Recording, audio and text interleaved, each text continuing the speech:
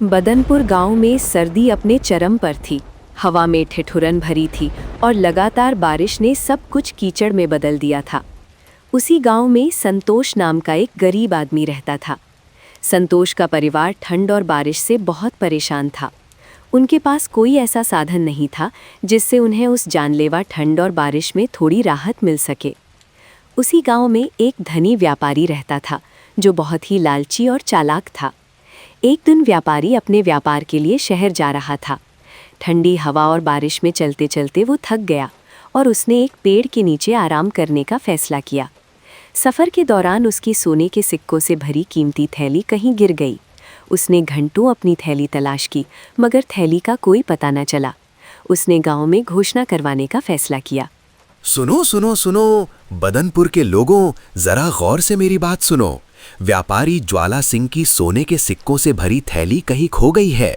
जो भी गांव का आदमी सोने के सिक्कों की थैली को तलाश करके व्यापारी जी को लाकर देगा, उसे 10 सोने के सिक्के इनाम में दिए जाएंगे। इस ठंड और बारिश में अपनी किस्मत आजमाओ और जल्दी से उस थैली की खोज शुरू करो। अरे ये व्यापारी हमें क्या मूर्ख समझता है जो इस जानलेवा ठंड और बारिश में हम इसके सोने के सिक्के की थैली ढूंढते फिरे। और अगर मान भी लो कि किसी गांव वाले ने थैली तलाश करके व्यापारी को दे भी दी तो ये उसे एक सोने का सिक्का भी नहीं देगा। ये सब उस लालची की चाल है।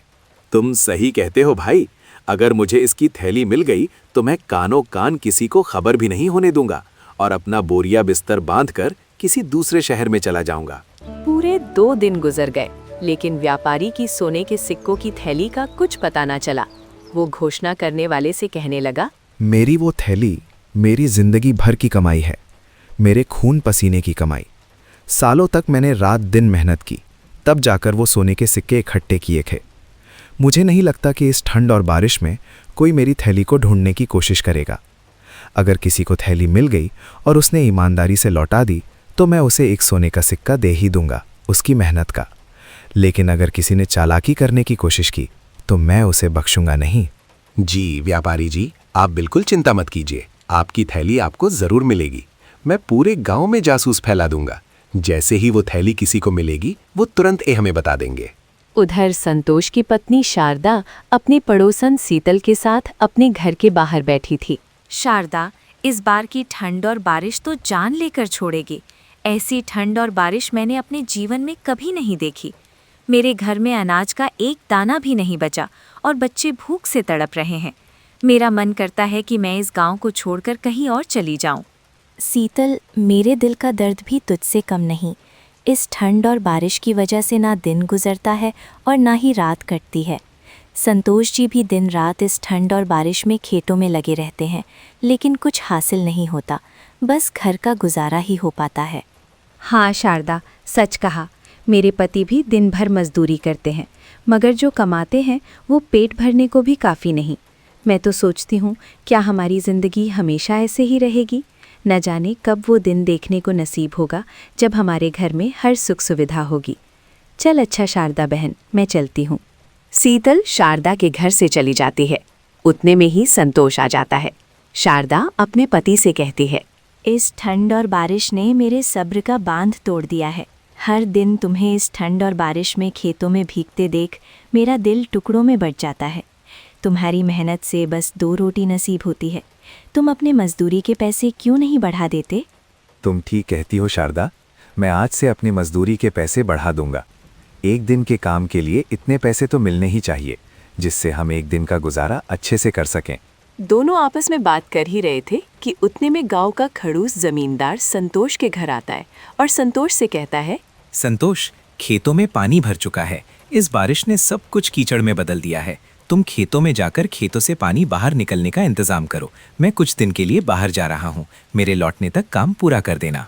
जमींदार जी, मैं आपका काम करूंगा, मगर इस ठंड और बारिश में खेतों से पानी बाहर निकालना आसान नहीं है। बारिश में मेरा शरीर ठंड से अकड़ जाता है और खेतों से पानी निकालते निकालते दम निकलने को हो जाता है।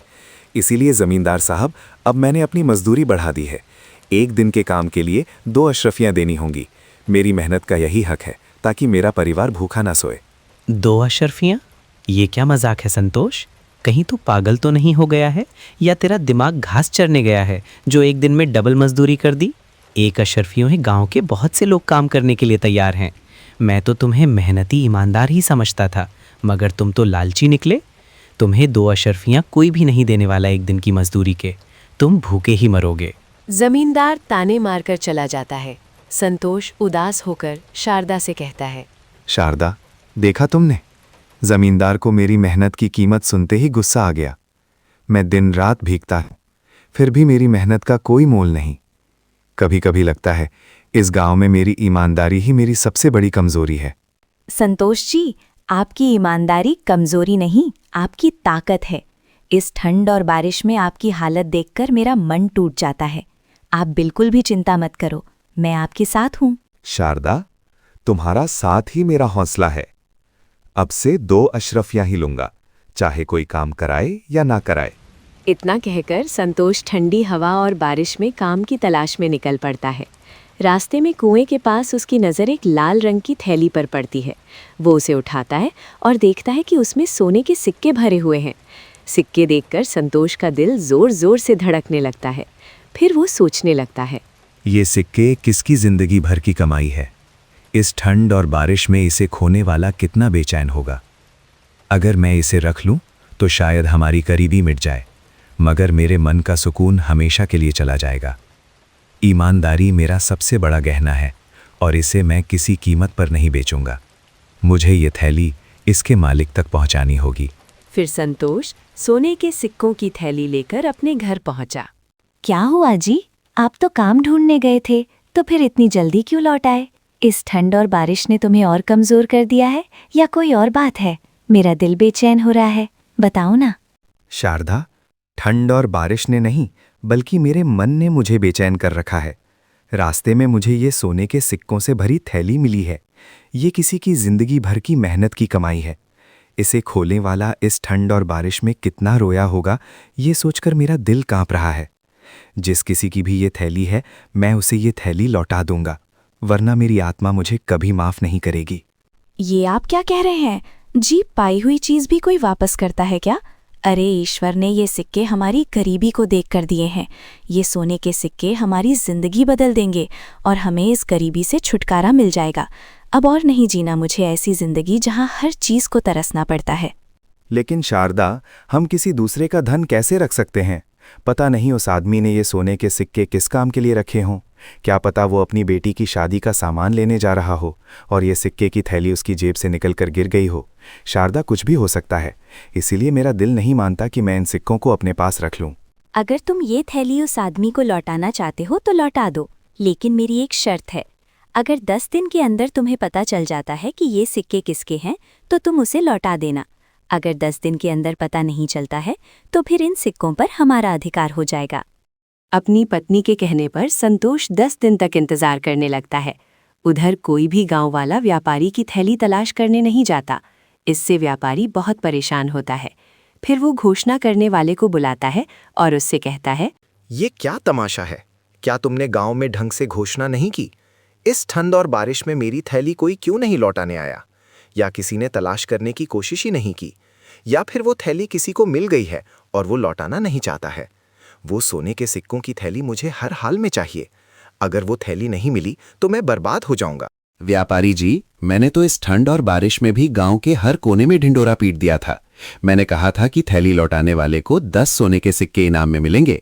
अब तक तो किसी न किसी को आ जाना चाहिए था।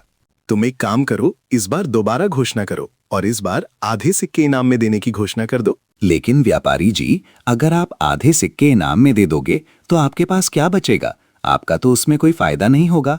फायदा होगा। एक बार कोई सिक्के लेकर आए तो सही, मैं उस पर चोरी का इल्जाम लगाकर उसे एक सिक्का भी नहीं दूंगा।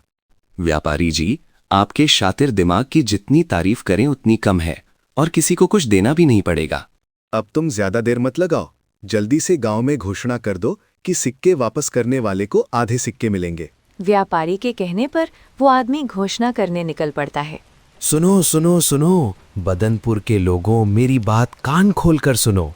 व्यापारी जी के सोने के सिक्कों की थैली कहीं खो गई है। जो भी थैली को तलाश करके व्यापारी जी को लौटाएगा, उसे 10 नहीं बल्कि आधे सोने के सिक्के मिलेंगे। ये मौका बार बार नहीं आता है, इस ठंड और बारिश में जल्दी अपनी किस्मत आजमाओ और थैली को ढूंढकर व्यापारी जी को लौटा दो। उसके बाद तुम मालामाल हो जाओगे। घोषणा करने वाले की आवाज संतोष के कानों तक भी पहुंच जाती है। वो जल्दी से अपने घर जाता है।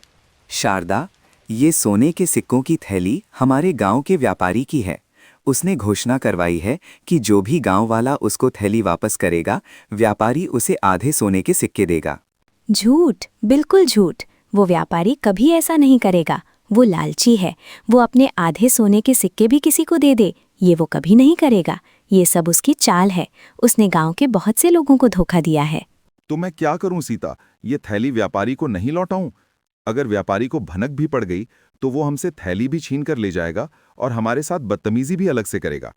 इसीलिए भलाई इसी में है कि मैं उसकी थैली लौटा देता हूं। अब चाहे वो मुझे मेरा इनाम दे या ना दे। ठीक है, जैसा तुम्हें अच्छा लगे वैसा करो। संतोष थैली लेकर व्यापारी के पास पहुंच जाता है। जब व्यापारी संतोष के हाथ में अपने सोने के सिक्कों की थैली देखता है तो उसकी खुशी का कोई ठिकाना नहीं रहता। व्यापारी जी, मेरा नाम संतोष है। ये आपकी सोने के सिक्कों की थैली मुझे कुएं के पास मिली थी। मैं इसे आपको लौटाने आया हूँ। ये लीजिए अपनी अमानत। मैंने तो मान लिया था कि अब मुझे मेरी थैली नहीं मिलेगी और मैं बर्बाद हो जाऊंगा, लेकिन तुमने मेरी थैली लौटाकर मेरा व्यापार बचा लिया। कल मेरे व्यापार का सामान आने वाला है।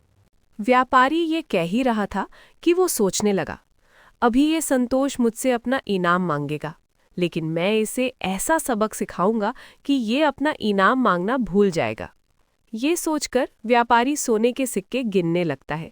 फिर संतोष से कहता है, इस थैली में 200 सोने के सिक्के थे, लेकिन इसमें तो अब 100 ही सिक्के मौजूद हैं। मुझे लगता है कि तुमने अपना इनाम पहले ही निकाल लिया। चलो, अच्छा किया। वैसे भी मुझे तुम्हारा इनाम तो देना ही था। व्यापारी की ये बात सुनकर संतोष घबरा जाता है और व्यापारी से कहता है, आप ये क्या कह रहे हैं व्यापारी जी? इस थैली में 200 नहीं बल्कि 100 सोने के सिक्के थे। जब मुझे थैली मिली थी तो मैंने खुद अपने हाथों से सिक्के गिने थे। तुम्हारे कहने का क्या मतलब है कि हम झूठ बोल रहे हैं और हम तुम्हारा इनाम नहीं लौटाना चाहते? नहीं व्यापारी जी, ऐसी बात नहीं है। तो फिर कैसी बात है? या फिर मेरे साथ चालबाजी कर रहा है और मुझसे डबल इनाम लेना चाहता है? व्यापारी जी, ये आप क्या कह रहे हैं? मैंने इस थैली से एक सिक्का भी नहीं निकाला है। अगर मैं चोर होता तो ये थैली आपको लौटाने ही क्यों आता? इस ठंड और बारिश में मैंने अपनी जान जोखिम में डालकर ये थैली आपको लौटाई है। मैं इस गांव का नाम ही व्यापारी हूं और तुम जानबूझकर मुझे बदनाम करने की कोशिश कर रहे हो। अब मैं तुम्हारी शिकायत राजा से करूंगा। महाराज ही हम दोनों की समस्या का हल कर सकते हैं कि मैं झूठ बोल रहा हूं या फिर तुम। व्यापारी संतोष को राजा के दरबार में लेकर जाता है और राजा से कहता है, महाराज, मेरी सोने के सिक्कों से भरी थैली खो गई थी। उस थैली में 200 सोने के सिक्के थे। मैंने घोषणा कराई थी कि जो भी तलाश करके थैली लौटाएगा उसे आधे सोने के सिक्के इनाम में दे दिए जाएंगे। संतोष ने वो थैली मुझे लौटा दी, लेकिन जब इसने मुझे वो थैली लौटाई तो उसमें 100 सोने के सिक्के ही थे। और संतोष का कहना है कि जब इसे थैली मिली थी तो इसमें 100 ही सोने के सिक्के थे। मुझे तो लगता है इसने थैली से 100 सिक्के चुरा लिए हैं। अब ये मुझे बदनाम करने की कोशिश कर रहा है। महाराज, आप ही हमारा फैसला कर सकते हो। महाराज, एक बार मेरी बात भी सुन लें। मुझे ये थैली कुएं के पास मिली थी। मैंने इसे ज्यों का त्यों व्यापारी को लौटा दिया। मैंने कभी किसी के साथ धोखा नहीं किया। महाराज, आज मेरी इज्जत दांव पर है। मैं आपसे सिर्फ इतना चाहता हूं कि सच सामने आए। मैं गरीब हूं मगर बेईमान नहीं। हमारे पास इस मामले का सबूत नहीं है। मैं इसकी पूरी जांच करवाऊंगा। आप दोनों 2 दिन बाद दरबार में दोबारा हाजिर होना। अब तुम दोनों यहां से जा सकते हो।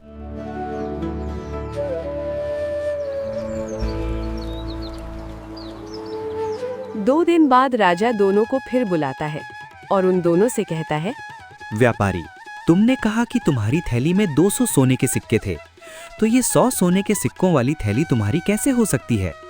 तुम अपनी 200 सिक्कों वाली थैली को तलाश करो और संतोष, ये 100 सोने के सिक्कों की थैली तुम अपने पास रखो। अगर 1 हफ्ते के अंदर इन सिक्कों का मालिक थैली लेने आता है तो तुम उसे लौटा देना, वरना ये थैली तुम्हारी हो जाएगी। फिर तुम जैसा चाहो इसका इस्तेमाल कर सकते हो। राजा की बात सुनकर व्यापारी गुस्से से तिलमिलाता है, मगर वो कुछ भी नहीं कर सकता। वो अपने जाल में खुद ही फंस गया था, इसलिए वो चुपचाप अपने घर लौट जाता है। व्यापारी के जाने के बाद राजा संतोष से कहता है, संतोष, मैंने पहली ही नज़र में व्यापारी का लालच देख लिया था कि वो तुम पर झूठा आरोप लगा रहा है, इसीलिए उस व्यापारी को उसकी करनी की सज़ा मिलनी ही चाहिए थी। अब तुम अपने घर जा सकते हो और अब ये सिक्के तुम्हारे हैं, इन पर सिर्फ तुम्हारा अधिकार है। महाराज, आप बहुत महान हैं। हम बहुत खुशनसीब हैं जो हमें आपके जैसा न्यायप्रिय राजा मिला। राजा संतोष से खुश होकर उसको ढेर सारा धन देता है। उसके बाद संतोष अपने घर लौट जाता है। फिर वो अपनी पत्नी को सारी बातें बताता है कि किस तरह राजा ने उस लालची और धोखेबाज व्यापारी को सबक सिखाया।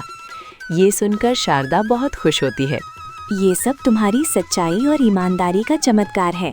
मुझे विश्वास ही नहीं हो रहा कि वो सिक्के राजा ने हमें दे दिए हैं और तुम्हारी ईमानदारी से खुश होकर इतना सारा धन भी दे दिया। लेकिन अब मैं चाहती हूँ कि तुम व्यापारी के सिक्के वापस कर दो। उसे अपने लालच की सज़ा मिल चुकी है। वो समझ गया है कि झूठ बोलने का क्या नतीजा होता है। ये उसकी मेहनत की कमाई है, इसलिए उसी के पास जाना चाहिए। किसी का हक मारना हमें शोभा नहीं देता। शारदा, तुमने मेरे मन की बात कह दी। चाहे व्यापारी ने मेरे साथ गलत किया, मगर हम उसकी तरह नहीं बन सकते। अगर हम उसकी थैली रख लेंगे तो हमारी ईमानदारी का क्या मोल रह जाएगा। मैं इसे लौटाने जा रहा हूँ। संतोष थैली लेकर व्यापारी के पास पहुंच जाता है। संतोष को देखकर व्यापारी गुस्से से आग बबूला हो जाता है और संतोष से कहता है, अब क्या लेने आया है संतोष? सोने के सिक्के तो मिल ही गए तुझे, अब क्या मेरी जान लेने आया है?